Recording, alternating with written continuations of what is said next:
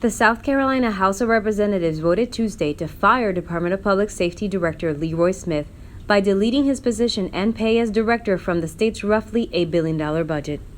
The problem that we had was at the top of the Department of Public Safety with Director Leroy Smith, who was not doing his job.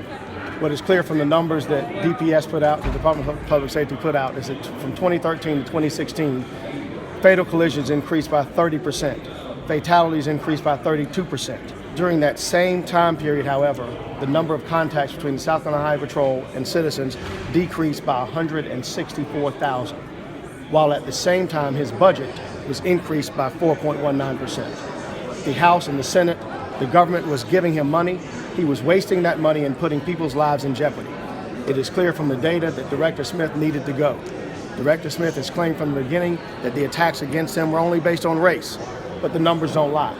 The numbers are clear that he is making South Carolina less safe by bringing trooper morale to an all-time low. There are a number of troopers who will tell you that they are afraid to get out of the car, that they are afraid to address aggressive motorists, because if they do, they're possibly going to risk their jobs. This puts South Carolina not only in jeopardy by not protecting its citizens, but also not protecting the South Carolina Highway Patrol. Troopers need to feel like DPS has their back when they're doing the right thing. When they're not, certainly everybody understands that they should get fired. But when they are, we need to make sure that we have their back, even if the director does not. Today, the House took a vote of no confidence, and we'll send that vote to the Senate. We struck his salary from the budget. We send that vote over to the Senate, and we hope that the governor takes recognition of this. I'm told that the governor currently sends out his letter of support, says that he supports Director Smith.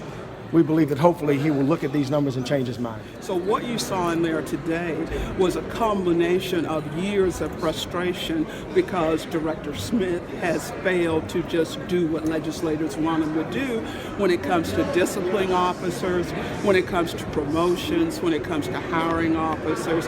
And I just thought it was a bit unfair to level some of the charges that were leveled, because I've had conversations with troopers who share a different version. The problem is, or the reality, is that that is not my role. That is not my job as a state lawmaker to run an agency. A lot of the problems that we have now, in my opinion, are because of legislators micromanaging agencies. But I mean, they made the point, but I would suggest to you that they made a point at the risk of disparaging a man's character, his reputation, and quite frankly, I just don't think that's right.